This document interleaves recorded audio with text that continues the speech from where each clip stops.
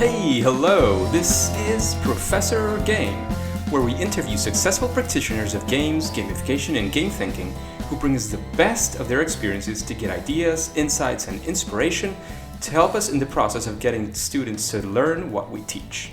And I'm Rob Alvarez. I work at IE Business School Publishing, where we create interactive and engaging learning materials. Wow, engagers, and today we have Jonathan Peters. If you want to know Jonathan Peters, he has a very interesting introduction. It starts with questions. So, have you ever heard of an unresponsive or disconnected learner? Could you use great ideas to engage your audience? Are you ready to apply gamification to your programs? And if you answered yes to any of these questions, you're in the right place because we're going to interview Jonathan Peters. He has spent the last 2 decades studying why people do what they do, why they make the decisions they make. And, as a speaker, he has helped audiences from Augusta, Maine, to Melbourne, Australia, to better connect with customers and employees. He's also the adjunct professor at the University of Nevada, Las Vegas, and chief motivation officer at Sententia Gamification. He is helping people entice, engage, and encourage learners. So please join me in welcoming the speaker, author, and bourbon connoisseur, Jonathan Peters. Jonathan, did I miss anything from that introduction? You got the bourbon connoisseur in. Are you prepared to engage?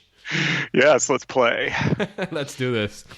So, Jonathan, the first thing that we like to ask in these interviews, and is to get to know you a bit better, maybe a bit more personally, is what does a regular day with Jonathan Peters, PhD, look like?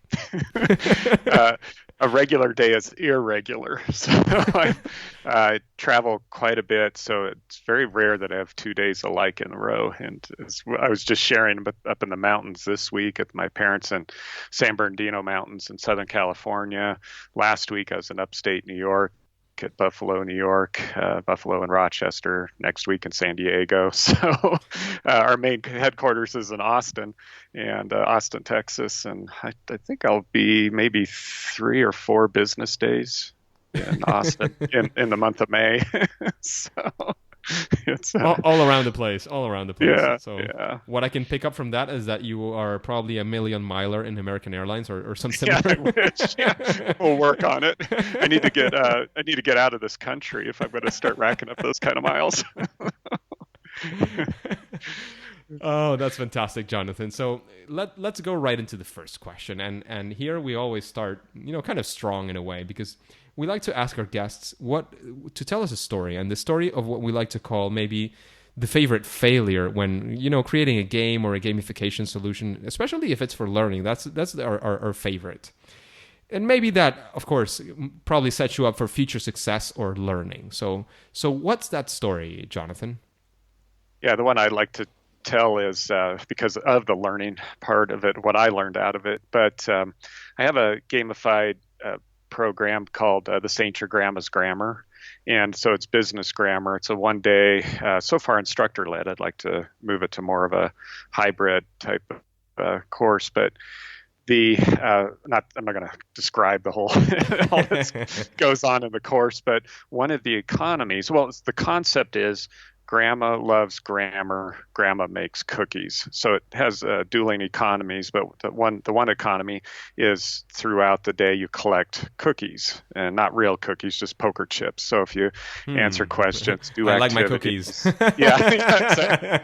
Well, because there's so much and a lot of people, we don't have physical cookies. We have like little poker chips to represent the cookies, and they stack up and so on, and then you lose cookies and steal cookies and all sorts of things. So what normally the course requires at least 12 people. So there's 3 teams competing throughout the day. It's a 6-hour seminar.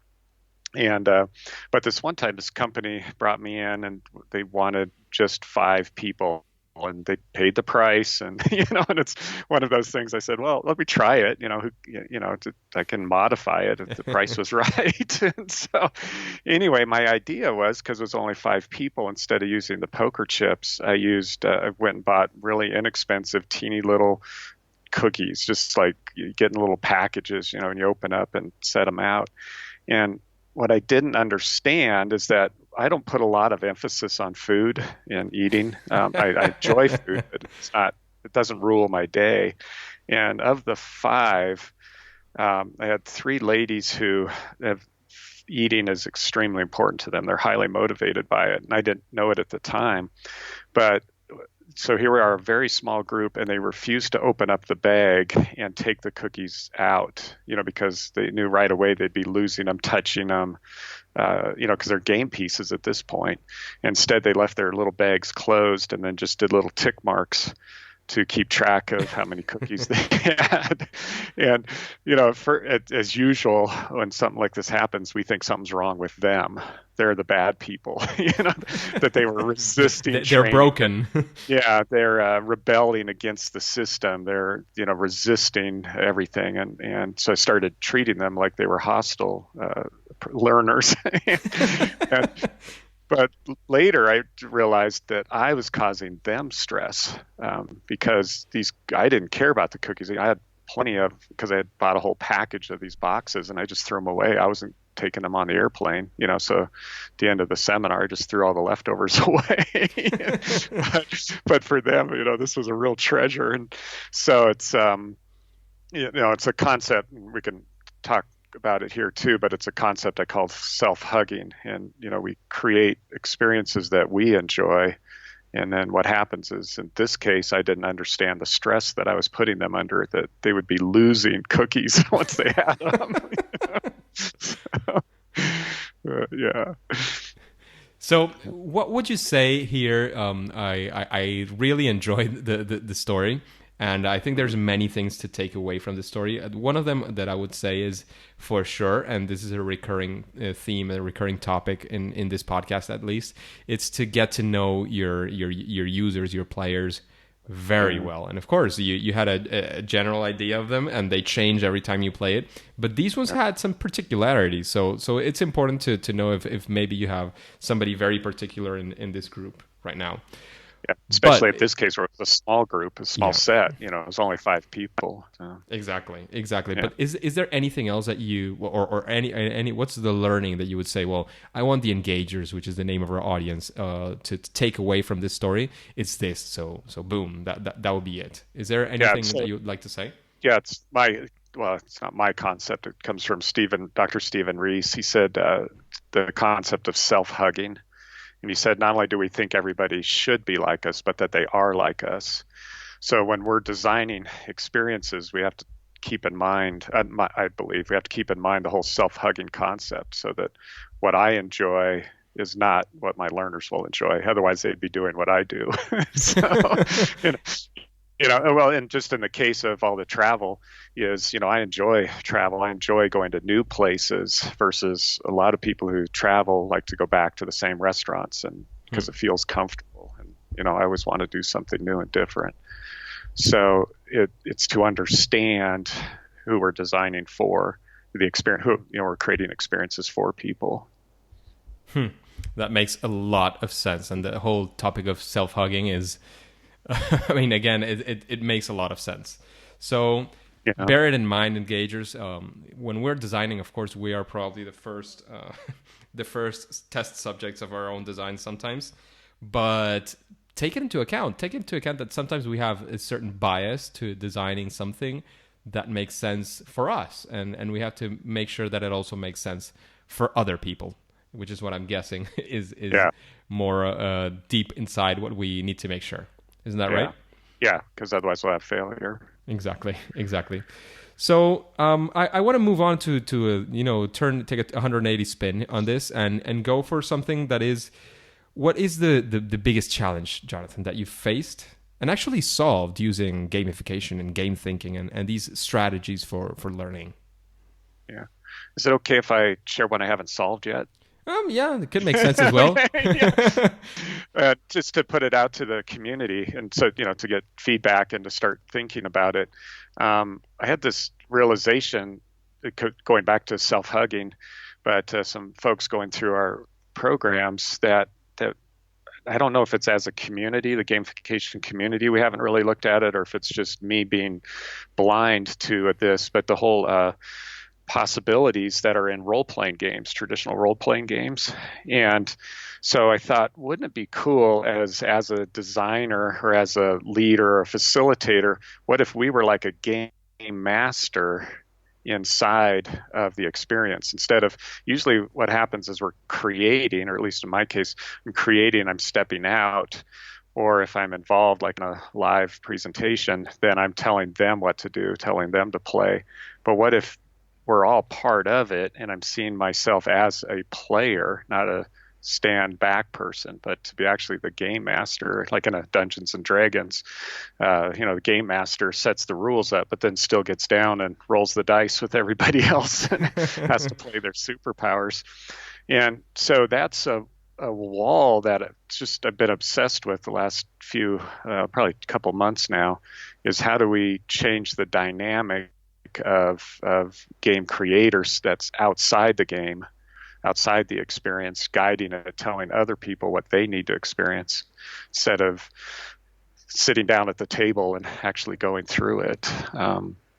So that's kind of my thing. I'm always wanting to throw out to the community right now, because I haven't quite solved it yet. So what I need is a situation, a program to work it, and I think a lot of it is just, I can imagine if I think about going through it, the tremendous risk that I would be taking, because I don't know where it's going. If, I set the rules, but now if I'm part of play, if I'm inside the experience with everybody else, what would that look like? So it's probably very interesting, and it's funny that you mentioned the Dungeons and Dragons experience. I don't know how many episodes ago I was asking, somebody mentioned that I think it was Carl Kapp, that he was mentioning that he was talking about, you have to play board games, you have to play card games, you have to play video games, you have to play all sorts of games. And we went into the role-playing games, like the I'm quoting here, doing air quotes here, of real life role playing games, and how that concept integrates, and if he's tested anything around that. And it's also hard to find a community who's interested, because those are the kinds of games that you just don't go online and play. You need to find like some real people to sit down with you and spend a few hours playing. And it's an experience I've never had myself, but it would be very, very interesting concept in the end. Yeah, and I think going back to self-hugging, just because I didn't play them as a kid, I played board games and video games and all these types of things, but I didn't play these, so I don't even consider the mechanics involved. Exactly. I know, like this place called, this kind of creative group in Chicago called Catalyst Ranch. They're doing more geared towards business, team building, and so on. Because as I was stumbling around trying to find incidences of it, I saw their announcement, and I'm like, I wonder if I get to Chicago and it's just a couple days from now, So, yeah. Actively looking for engagements in Chicago. Yeah. That's your status. Exactly. No, and the other thing is, if you think about it, somebody who designed a game, a video game especially, it's not easy to think that person can engage in playing the game and being online and playing. I mean, because there's many ways that there's the story mode, so to speak, of many games, but there's also the online multiplayer versions, and somebody who designed the game could perfectly be interested in playing the game themselves as well. Yeah. It's something that I had never thought of, but it's very, very thought-provoking as well. Yeah, like I said, so I don't have a solution for it, but it's coming. And so, so if we get a discussion going, then we're going to be, and like I said, somebody's probably already out there doing it. Just because I haven't seen it yet doesn't mean it's not happening. Yeah, exactly. So, Jonathan, the other question that in this long-winded section of questions that we have is if there's any process that you follow when you're creating a gamification solution. Do you have any formal process or processes that you follow when creating this? Mm-hmm. Yeah, our model at Sententia Gamification, and it's what I brought to the company, is because I did a lot of work with Dr. Stephen Reese and the Reese Motivation Profile. And the reason I went to him in his work early on, before getting involved in even gamification, was because of its scientific basis. It's not using archetypes and so on, and tradition and so on. And it was hard science which someone like me can really geek out on and spend a lot of time at it. And so the basis of his work is it was the first empirically based taxonomy of human needs and desires. So the nerdy part of it is when we're looking at through all the peer reviews and so on, it's down to 16 core desires that all of us have, and what the difference between you and me and those of us that are designing and creating experiences and our players is the emphasis we put on each one of these. And that's what makes us different. And that's also what creates personality then, because if we have a higher desire than most people for something, or we'll do certain behaviors, make certain changes to get more of that. So like in the eating situation that I just mentioned, those players put more emphasis on food, and so they behave and make decisions in certain ways based on when's lunch. They probably order their day according to meal schedules and so on. So we'd start with, which lots of folks do nowadays, not unique or specific, but creating that player persona, learner persona, and going beyond the usual age range, interests, games they play, and so on, to creating a mock motivational profile for these folks, for our personas, and then being able to match the mechanics to them. So, and this is where we really stress, because going back to self-hugging, there's certain things I enjoy, but that if you just think of the games you play as a child, perhaps your siblings didn't like the same game. I mean, my sister loved the game of life and I hated it, but that says a lot about who we are as people. And, we've lived our lives differently. So it's matching the mechanics. And just the quick example I like to use is the fourth one, because we always list them alphabetically. The last one's vengeance. And this is something that was necessary for our DNA to move forward, was that our tribe needed to protect its resources. And to protect resources, we had to conquer other tribes. And so that's where the vengeance comes into play. So because we have data on people going through our more advanced programs, because they take the profile, and so I get to see them, our people across the board tend to be low motivated vengeance. In other words, winning is not that important to them. I tend to be high vengeance. And so when I came to the gamification world, I thought games were about winning. And so if there's no scoreboard, if there's no, if there's no competition and strategy so that I can beat that person over there and win this process, then it's not a game, or it's not fun. And so for me, leaderboards are pretty cool, because you're self-hugging there.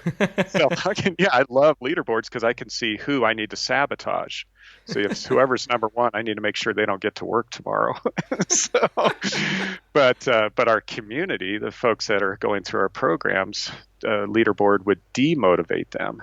They would not be attracted to a leaderboard, and in our case, because they're so strongly that way, would actually turn them off. They would not just not have fun, but would actually leave the experience for this. And so, like I said, it's not unique starting with a learner persona. We just have this extra element, I guess you would say, that we add in. Thanks to my previous experience and work, because I come from the marketing world, and that's very where competitive. Yeah. So that's where this type of thing becomes extremely important. How can we anticipate the way people make decisions? So especially if you start getting into the black hat world. Absolutely. Absolutely. Jonathan, I don't know if you finished your answer with the process, or do you want to expand a bit more? That's good. I can expand forever, how passionate we can get. For sure. But you have a 3-hour slot here for me. So if there's any place where people can go and find out more about your process, you can of course name drop right now. It's a great moment. Yeah. Well, the company's Sententia Gamification, so it'd be sententiagamification.com. And then my email, because like I said, I like to stay in the conversations. My email is bighead@sententiagames.com. So We'll link that in the show notes. Your email, I won't put it directly. It'll say something like @.com, but so that you don't get some spam from around the internet. Yeah, I try. I have been. I have my marketing email. Oh, good Lord. Where all the junk goes to. The funny thing is that they think that if you put your email out to... there, it means you're going to be motivated to read the crap that they send you, and I just don't get it. Yeah. It's just amazing. But anyways, my question was, well, first a comment on the competition side. I also work at a business school, at IE Business School.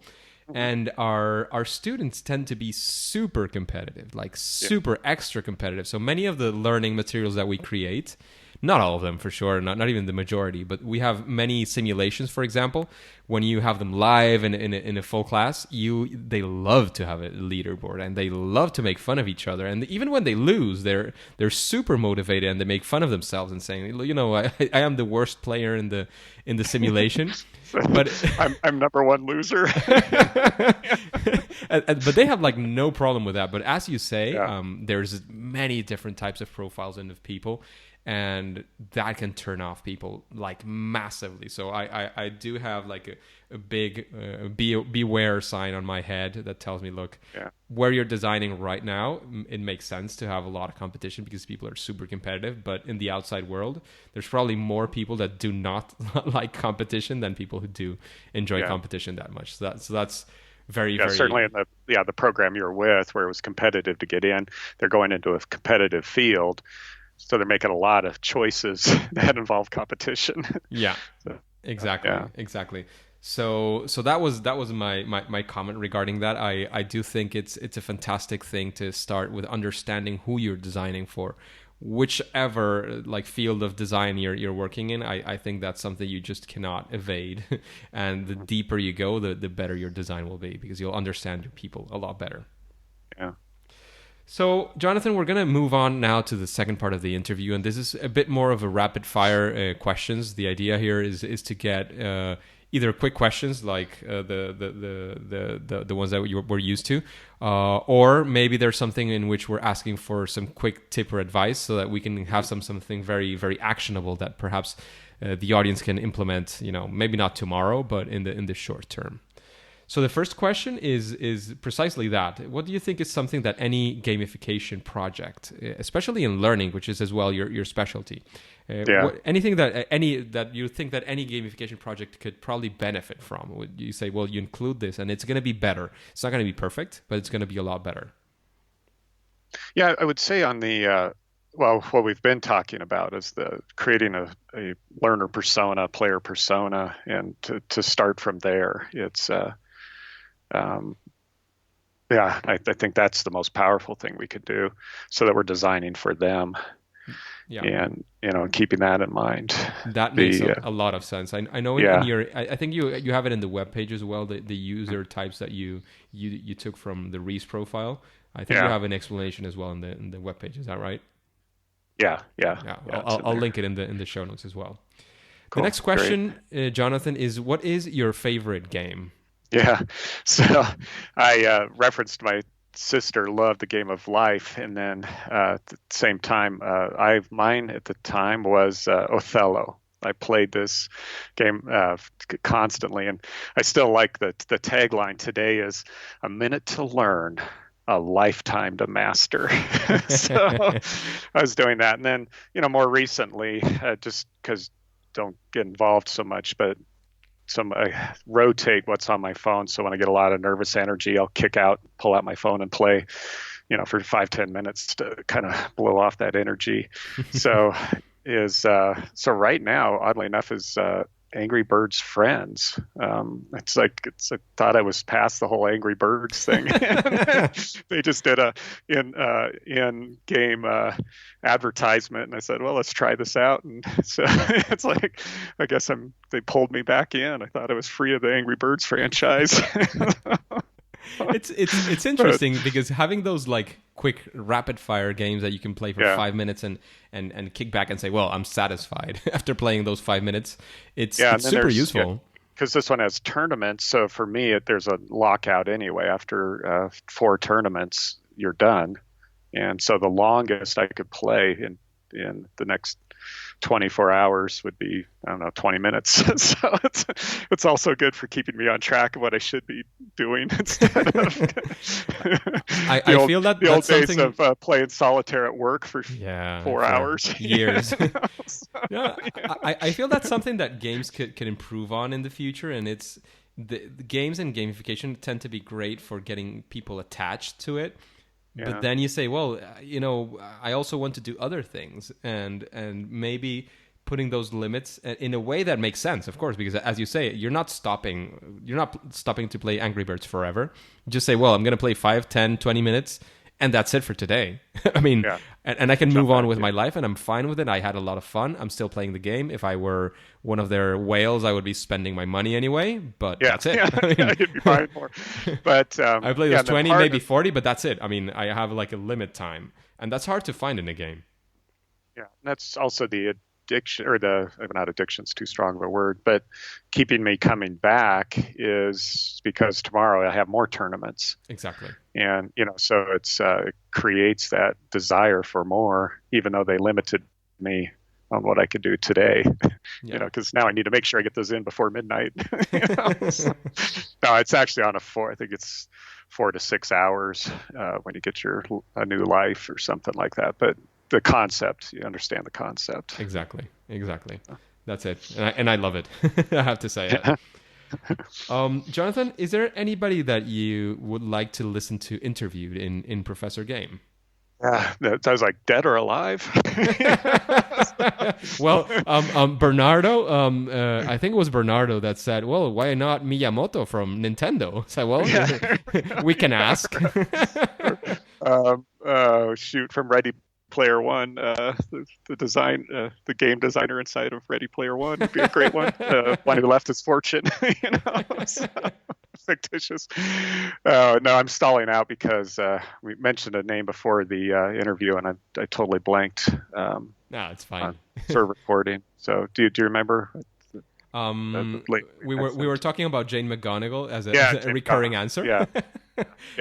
But so she's certainly Jane. Yeah. She's fantastic, and I promise. Well, I can't promise; it's not on me. But I promise I'll give it a shot when it makes more sense, and we will try it like really hard to get her on Professor Game at some point. And the other person I would have mentioned, because when I was going through the list of folks you have, but you already have Anjay coming up, so yeah, exactly. So he certainly he will be coming up. That's a breakthrough now. now everybody knows. That's beautiful. That's beautiful. I love it.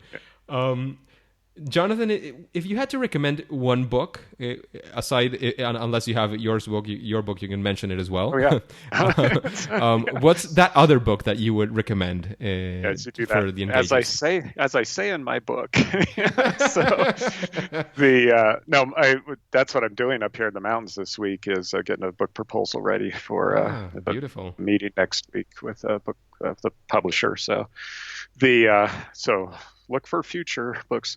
But I didn't mention, since I've been mentioning the Reese profile, I'll mention his popular book that's accessible. It's a quick read, easy to read, basic kind of self-help style, because so much of his work was, academic and scientific. It bogs people down. But Reese is spelled R-E-I-S-S, and his popular style book is called Who Am I?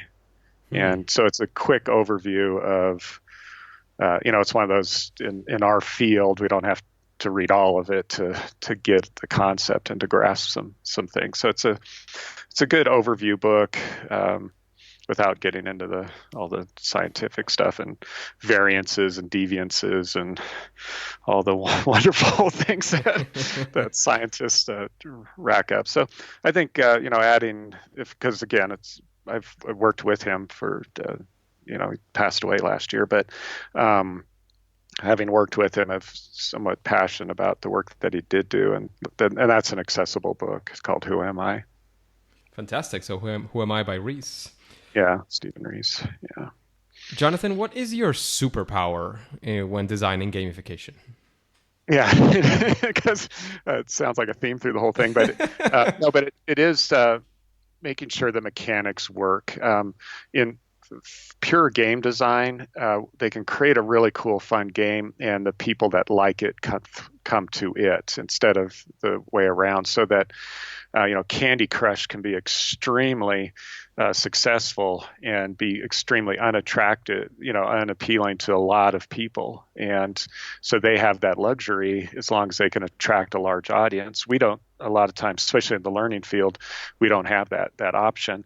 So it's finding mechanics that are attractive to the audience that we're reaching out to, the players that we're reaching out to that's my main focus. Is making sure that works. Fantastic. And that's super useful when you're creating gamification design. Yeah. And now for the last, long-winded question of this interview, we have our famous random question that comes from the audience. Will satisfy somebody's curiosity and by picking into your brains. So let's get okay. Yeah, this one makes sense as well. So this is the question sounds long, so take a stab at it as best as you feel right. And it goes like this. This is literally what this person wrote. It says, I want to learn about how gamification fares in different cultures. Are there countries where it works better or worse? If so, which ones? What are the cultural and personal characteristics that influence the implementation of gamification? Yeah, good.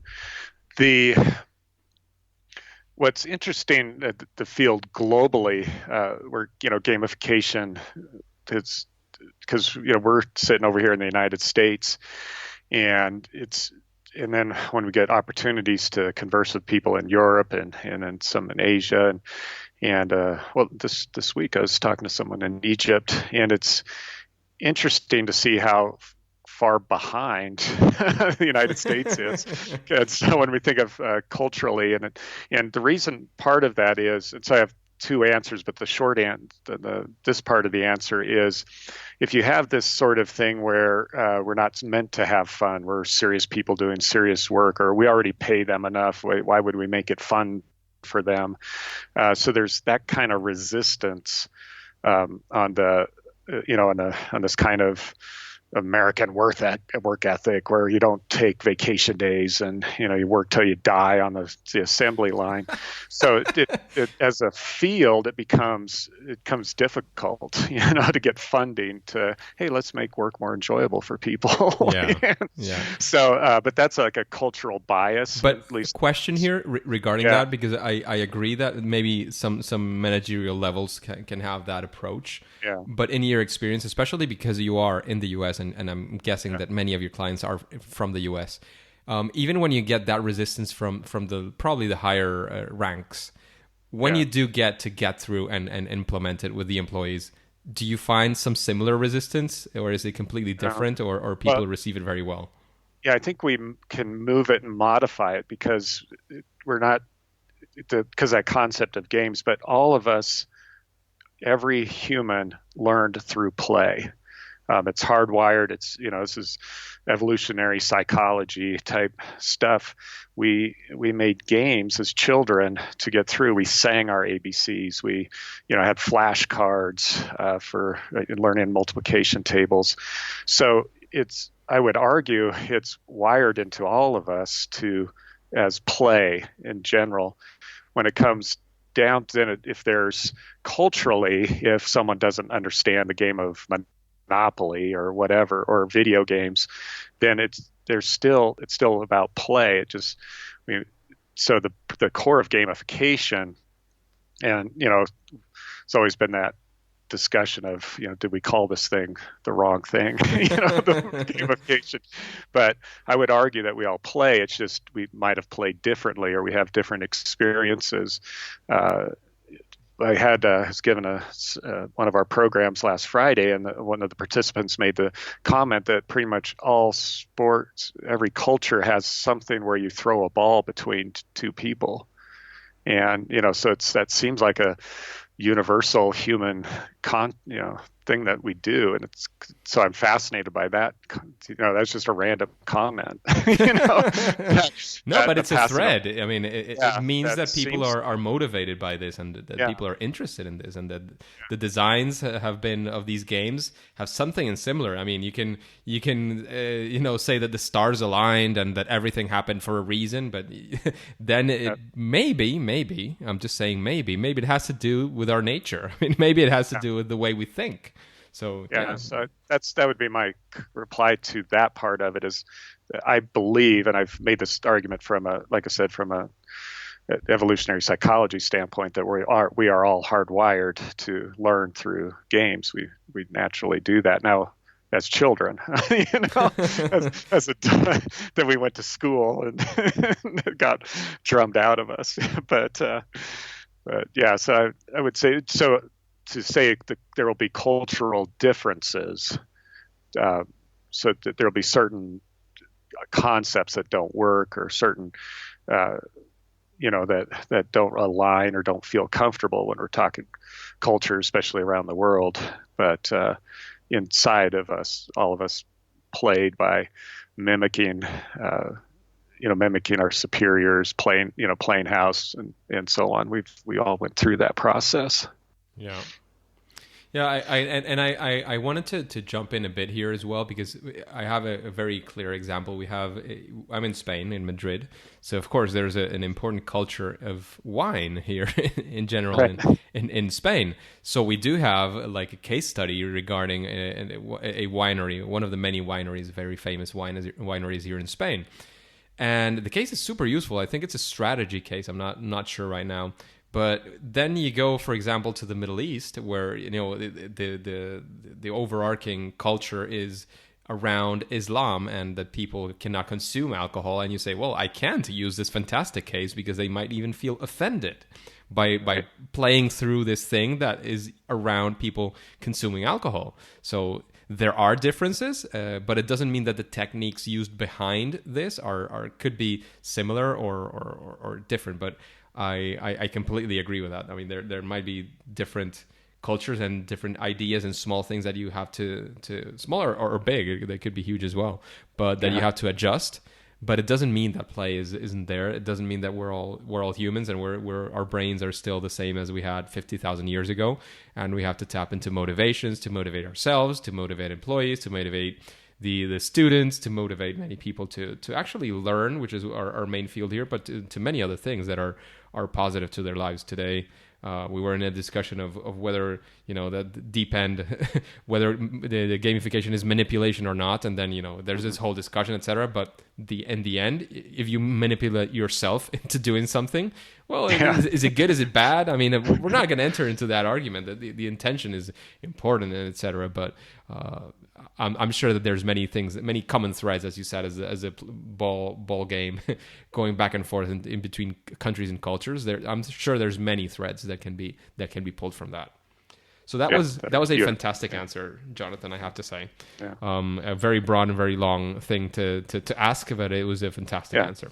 Yeah, it's something we'd be aware of as the world becomes smaller, and so we're often bumping across other cultures. Yeah. These days. Yeah, absolutely. So, Jonathan, the last thing that we would like to ask from you is if you have any final piece of advice that you want to give to the engagers.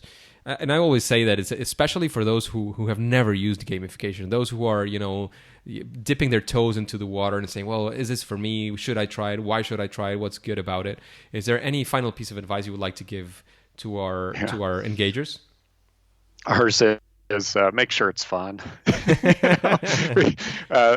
the final step in our methodology for gamifying a learning program is make it fun, and fun is different for everybody. It goes back to knowing who your learners are, but sometimes we get so involved and take it seriously, and at the end of the day, humans enjoy having fun.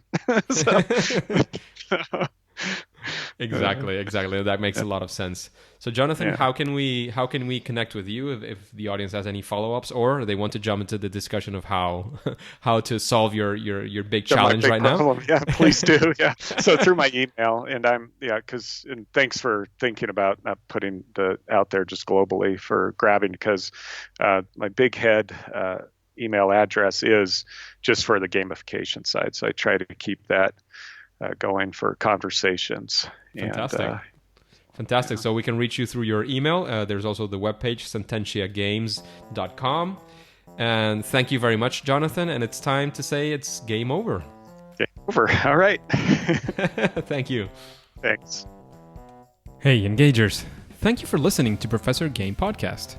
I hope you enjoyed this interview with Jonathan Peters, PhD. If you want more interviews like this one, then go to professorgame.com/subscribe and get started in our email list. That way, we can be in contact and you will be the first to know of any opportunities that Professor Game might have for you. And before you go on to your next mission, would you like to know how to convince the principal of your school to allow you to use gamification? Then you have to listen to the next episode of Professor Game. See you there!